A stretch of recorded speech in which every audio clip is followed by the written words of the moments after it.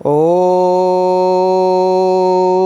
नमः परमात्मने सच्चिदानंदरूपाय विश्वोत्पत्त्यादिहेतवे तापत्रय विनाशाय श्रीकृष्णाय वयं नुमः। जय श्री राधे, जय श्री कृष्ण। तो प्रिय भक्तों, आज आप सभी लोगों के बीच में आचार्य शिवम मिश्रा एक ऐसे ही अनोखी जानकारी लेकर के प्रस्तुत हुआ हूं, जो कि शायद ही आप लोग अपने घर में नित्य कर्म में उस चीज़ को जोड़ते होंगे, उस चीज़ को करते होंगे। तो जितने भी सनातन प्रेमी हैं, जो अपने घर में पूजा पाठ करते हैं, जो अपने घर में मंत्र जाप करते हैं, पाठ करते हैं इत्यादि, जो भगवान से श्रद्धा प्रेम रखते हैं, उनके लिए तो विशेष जानकारियाँ है। कर्मकांड के अंतर्गत आप सभी लोग जितनी भी कर्मों को करते हैं, जितनी भी विधियाओं को करते हैं, वह सब ठीक है, क्योंकि परमात्मा भक्त के भाव के प्रिय हैं। तो आप जो भी करते हैं श्रद्धा मन भाव से करते हैं, ना जानते हुए जानते हुए दोनों आप करते हैं। तो उन्हीं कुछ सूचनाओं के आधार पे एक ऐसी ही सूचना है, पूजन में जब आप पूजन प्रारंभ करते हैं उससे पहले आप अपने आप को कैसे पवित्र करना, पवित्र होने के पश्चात ही आपको पूजन पाठ करना चाहिए। अगर आपका मन ही पवित्र नहीं है, आपका शरीर ही पवित्र नहीं है, आपकी अंतर आत्मा ही पवित्र नहीं है, तो पूजन करने से आपको क्या लाभ मिलेगा।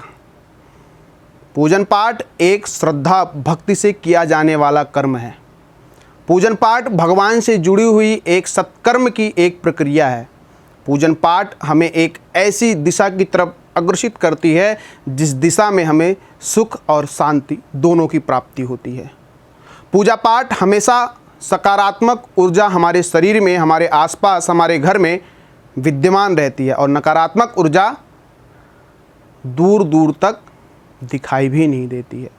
पूजन पाठ से मिलने वाली सारी चीज़ें हमें एक ऐसी ऊर्जावान शक्ति प्राप्त करवा देती है, जो कि शायद ही हम उस चीज़ को महसूस कर पाएँ, लेकिन वो चीज़ हमारे साथ रहती है और हमेशा के लिए हमारे पास ही विद्यमान रहती है, अगर हम पूजा पाठ श्रद्धा मन भक्ति और तन्मयता के साथ, और सबसे बड़ी चीज़ क्या होती है, समय के अनुसार करना चाहिए।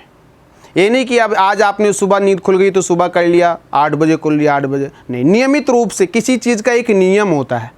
जिस प्रकार आप अपने घर से बाहर जाते हैं ऑफिस के लिए, कहीं भी जो भी आप कार्य करते हैं वहाँ आप नियम से जाते हैं, नियम से आते हैं और समय से पहले ही पहुँचते होंगे।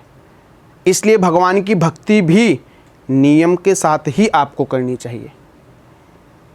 तो आप ये समझिए, आप भगवान के मंदिर में जाते हैं, अपने घर के मंदिर में जाते हैं तो शांति तो मिलती ही है, क्योंकि भगवान का मंदिर है।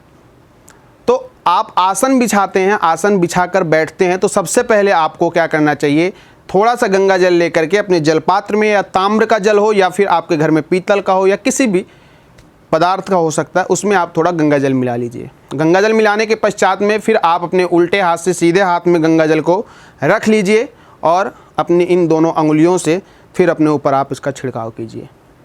और मंत्र अवश्य आपको स्मरण होना चाहिए। कौन सा मंत्र है वो? ओम अपवित्रः पवित्रो वा सर्वावस्थांगतोऽपि वा यः स्मरेत् पुंडरीकाक्षां स बाह्याभ्यन्तरः शुचिः। ओम पुंडरीकाक्षः पुनातु, ओम पुंडरीकाक्षः पुनातु, ओम पुंडरीकाक्षः पुनातु। इस मंत्र के साथ आप अपने शरीर को, अपने मन को, अपनी वाणी को और अपनी अंतर आत्मा को अवश्य पवित्र करें। इस प्रकार पवित्र होने के बाद फिर आप कोई कर्म आगे करें। हमारा शरीर भी पवित्र हो गया, हमारा मन भी पवित्र हो गया, हमारा भाव भी पवित्र हो गया। तो जब हमारा सब कुछ पवित्र हो गया, तब परमात्मा के समक्ष बैठ करके हमें भक्ति करने का कुछ और ही आनंद प्राप्त होगा। तो इसलिए आज की इस जानकारी में इतना ही। आप अवश्य पवित्र होकर के भगवान का भजन करें। फिर ऐसे ही अनोखी जानकारी के साथ मैं आपके समक्ष उपस्थित होऊंगा। तब तक के लिए श्री राधे, नमस्कार, हर हर महादेव।